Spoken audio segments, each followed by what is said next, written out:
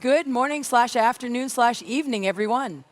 Let me ask you something. Have you ever watched someone absolutely crushing it in life and wondered, what's their secret? How do some people seem to thrive no matter what life throws their way? People spend so much time searching for happiness as if it's some grand prize at the end of a long journey. Something to be discovered, achieved, or unlocked after checking off all the right boxes. The perfect job, the perfect house, the perfect relationship. But the truth is, happiness isn't a destination. It's something we construct every single day. It's not about waiting for the right circumstances to fall into place.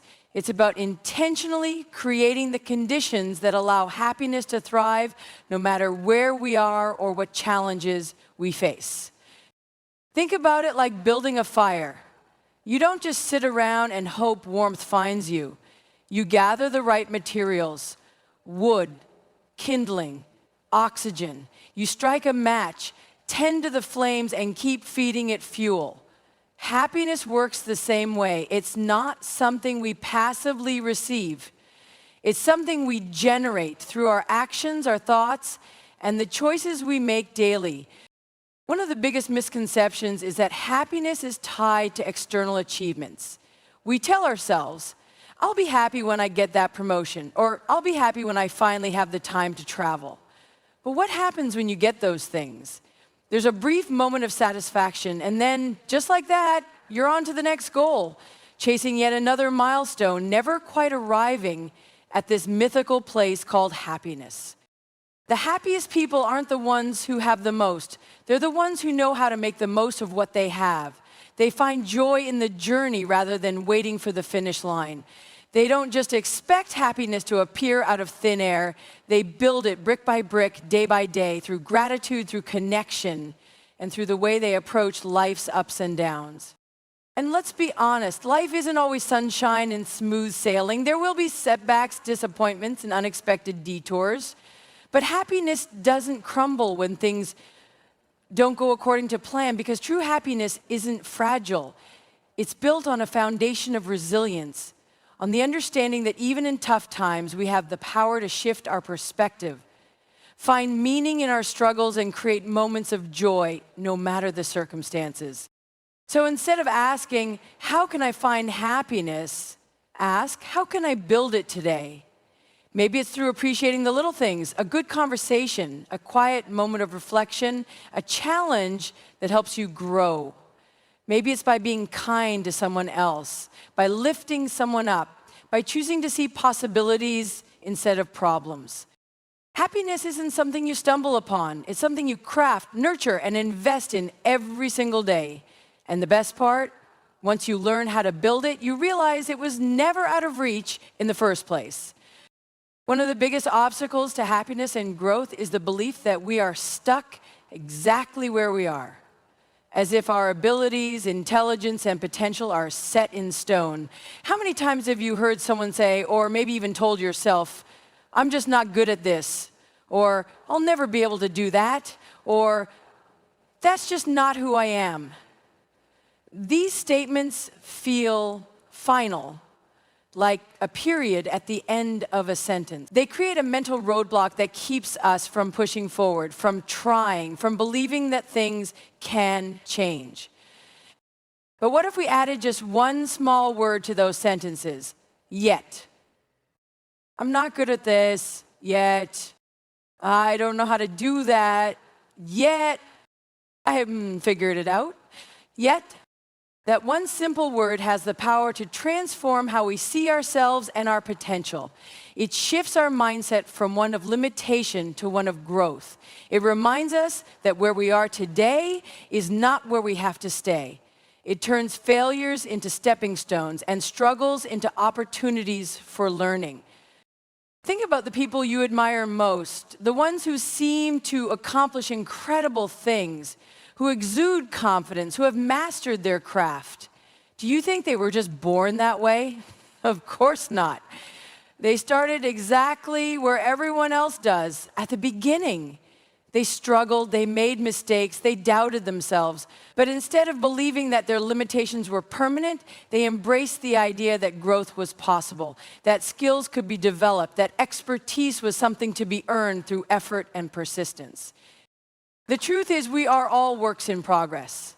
The difference between those who succeed and those who stay stuck isn't talent or luck. It's the willingness to believe in the power of yet. It's the ability to see setbacks not as proof of failure, but as part of the process. It's understanding that everything we admire in others, whether it's resilience, intelligence, or skill, is something we can develop too if we are willing to put in the time and effort. And yes, it's uncomfortable. Growth always is. Learning something new means struggling through the awkward, messy, frustrating early stages. It means being bad at something before you're good at it. It means failing, trying again, and failing some more. But every expert was once a beginner. Every success story started with a chapter of uncertainty. The only thing that separates those who grow from those who don't is the willingness to say, I may not be there yet, but I'll get there. So the next time you catch yourself saying, I can't do this, or this isn't for me, stop and add one more word, yet, and then go prove yourself right. No one accomplishes great things alone. It's easy to look at successful individuals, athletes, entrepreneurs, artists, leaders, and think they got to where they are purely through their own talent and hard work. But behind every great achievement, there's always a team that pushes, supports, and challenges. A team that fills in the gaps when things get tough. A team that makes the impossible possible. The truth is, our greatest superpower isn't just our own strength, it's the people we surround ourselves with. Whether it's family, friends, colleagues, mentors, or even a community of like-minded individuals, the right team elevates us in ways we could never accomplish alone. When we embrace the idea that life is not a solo mission, we unlock a level of resilience, motivation, and success that's simply unreachable on our own. But here's the catch. Not just any team will do. The people we surround ourselves with shape our mindset, our attitude, and even our ability to achieve our goals. Have you ever noticed how spending time with certain people leaves you feeling drained, discouraged, or stuck? On the other hand, have you ever been around people who inspire you, push you forward, and make you believe in yourself, even when you don't? The difference between those two experiences is massive. That's why it's so important to choose our team wisely. Surround yourself with people who challenge you to be better, who encourage you when you're struggling, and who celebrate your victories as if they were their own. Look for people who don't let you settle for less than your best, who remind you of your strengths when you forget them, and who aren't afraid to tell you the truth, even when it's hard to hear. And just as important as having the right team is being the right teammate. Ask yourself, am I lifting others up? Am I showing up for the people in my life in the way they need me? Am I contributing to the success of the team, or am I just taking from it? The strongest teams are built on mutual trust, effort, and support. They thrive not because of one person's success, but because every member understands that when one person rises, the entire team rises. History is filled with examples of people who succeeded not because they were the smartest or the most talented, but because they had the best team. Think about championship sports teams. No single player wins the game alone. Think about world-changing leaders. Behind every great visionary is a team that helped bring their ideas to life. Think about the moments in your own life when you overcame challenges. Chances are you didn't do it entirely by yourself. Someone believed in you. Someone helped you through. Someone gave you that extra push when you needed it most. Your team is your superpower. They're your strength when you feel weak, your motivation when you're discouraged, and your safety net when you take risks. Success isn't just about what you can do alone. It's about what you can accomplish with the right people by your side. Choose them wisely, invest in them deeply, and never forget that the strongest individuals are the ones who know they don't have to do it alone. Comfort zones feel safe. They're familiar, predictable, and free of risk. Inside them, we know what to expect. We don't have to worry about failure, embarrassment, or the discomfort of trying something new. And that's exactly why they can be so dangerous. Because while comfort zones might protect us from fear, they also prevent us from growth. They keep us from discovering what we're truly capable of. They limit our potential. It's easy to fall into the trap of routine, doing the same things, going to the same places, surrounding ourselves with the same people, because it feels easy and effortless. But the truth is, every great achievement, every breakthrough moment, every exciting and fulfilling experience in life happens outside of that cozy, familiar space. Growth only happens when we challenge ourselves, when we step into uncertainty, when we push past the discomfort of not knowing what's going to happen next. Think about the most rewarding moments in your life. Maybe it was taking on a new challenge at work, even though you weren't sure you were ready. Maybe it was traveling somewhere unfamiliar, meeting new people, or speaking in front of a crowd for the first time. Maybe it was learning a new skill that seemed impossible in the beginning. None of those things happened inside your comfort zone. They happened because you took a leap, even when it felt scary or uncomfortable. And that's the key. Growth and discomfort go hand in hand. The moment you feel that nervous energy, that uncertainty, that little voice in your head saying, "What if I fail?" that's the moment you know you're on the right path. Because failure isn't the enemy. Staying stuck is. Every time we avoid stepping out of our comfort zone, we reinforce the idea that we can't handle the unknown. But every time we push ourselves, even just a little, we prove to ourselves that we are stronger, braver, and more capable than we thought.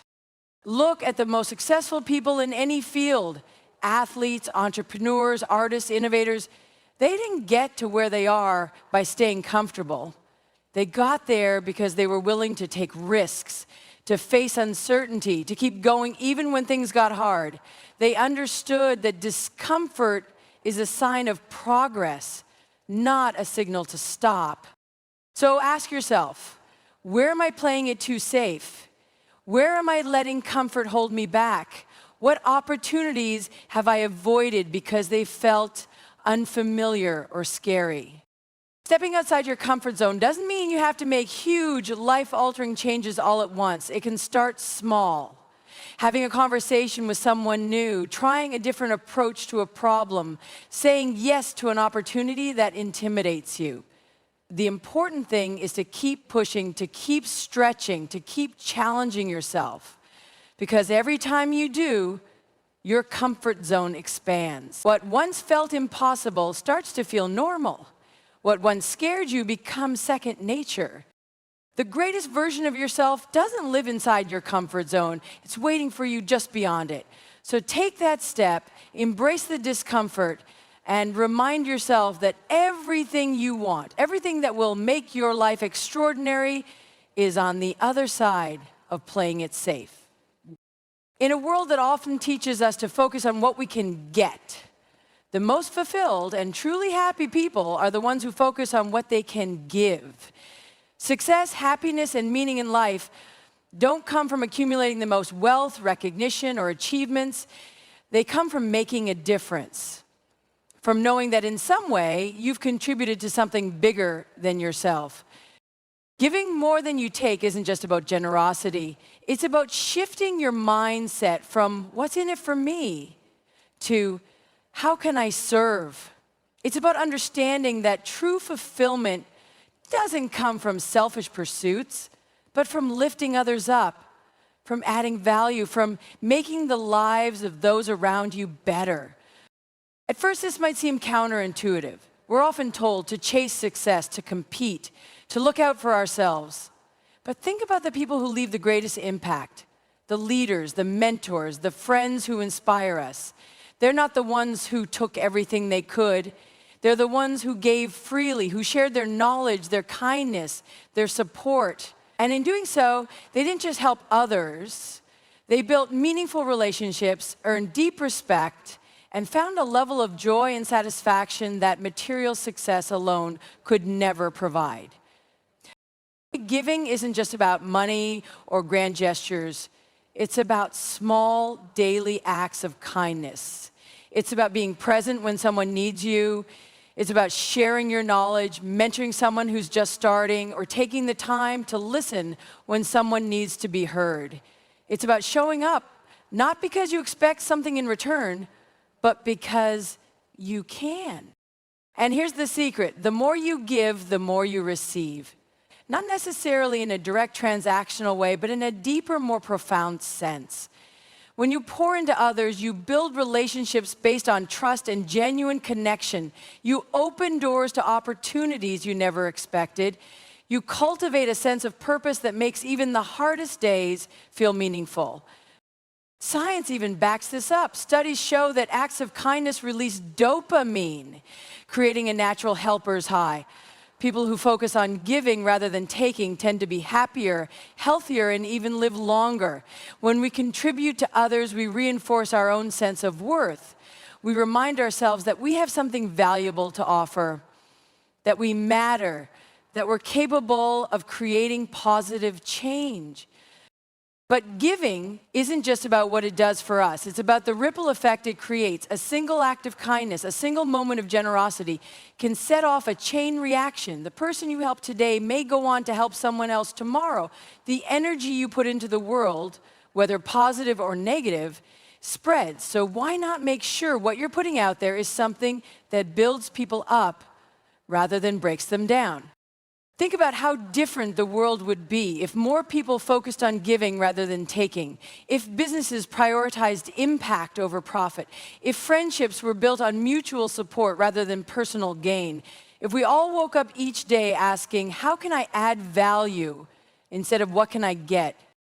Giving isn't weakness, it's strength, it's leadership, it's power in its purest form. Because at the end of the day, the people who leave the biggest mark on this world aren't the ones who hoarded their resources, their time, or their talents. They're the ones who shared them freely, who invested in others, who understood that life is richer, fuller, and more meaningful when we make it about more than just ourselves. So give more than you take. Give your time, give your kindness, give your knowledge, give your best effort, even when no one is watching. Because the more you give, the more you become. And that is the true measure of a life well lived. Life isn't about waiting for happiness, it's about creating it. Build it, chase it, share it. And most importantly, never stop growing into the person you were meant to be. Because at the end of the day, the happiest people aren't the ones who have it all. They're the ones who give it their all. Thank you.